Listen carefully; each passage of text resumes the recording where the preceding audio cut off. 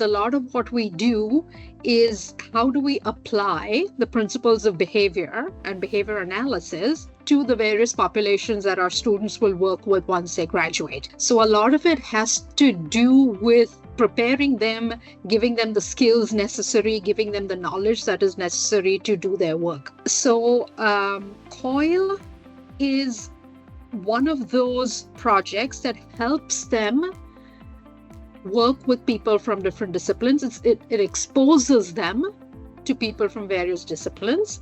It exposes them to the different ideas people have coming from different disciplines. That's one of the most important things as well, because again, they need to go into work with an open mind and to be flexible to know what impacts their clients and what doesn't impact their client. From my perspective, having a project like this, with a really complex issue, dementia care, where there could be really different cultural perspectives on the topic, has, I think, really given students the opportunity to explore different perspectives, understand that there are different ways of seeing the world and different ways of exploring issues, and learning to communicate in teams from people from different locations who might have different ideas or different experiences. I think it developed many skills that help with future employability. It kind of really challenged them to think of innovative solutions or creative ways and practical ways they could help dementia care within Bahrain, so their local context. Also, applying their knowledge, I think, in a real world context really gave them the opportunity to do that. For us as well in Bahrain, they connected a lot with local organizations and practitioners, being able to network, understand the healthcare, in this case, work environment, as well as social care environment within this country was really valuable. First of all, I'm incredibly proud of our students. So let's just say that right away. I really appreciated the fact that the students were able to come together and come up with a collaborative product, so to speak.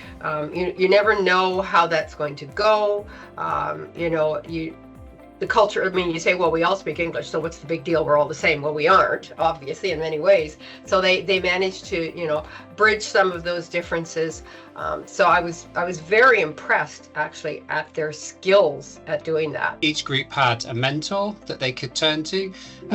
They all did overcome any kind of challenges in communication or working together themselves. And when it came to the presentations, which each group delivered on the very last session, I was just bowled over. I was so impressed with them. They were such high quality, given that for a lot of the students it was sitting outside of their curriculum, so this was something that they were doing on top of their studies, and yeah, I just thought it was fantastic. Not only were they researching online or through resources we provided, but they made the effort. We gave them contacts to go and talk to people actually living and going through this and working with dementia patients. It reminded me of kind of the value of that type of information, of going and speaking to people in real world contexts. It reminded me of the value of allowing them to learn through a project like this, or essentially through practice themselves. I can tell you that on behalf of Roman and myself, it sort of has catapulted us into something else that we are going to be following up in terms of some research. It was a real sort of impetus to do some more work in this in this topic, in this area, and look at how our students can be more involved in this as well. I teach this course on aging and dementia in the fall semester, so starting September to December, and this COIL has given me ideas of what more information I can include in that course, so that all the students can, now get access to what a few of these students have presented to us.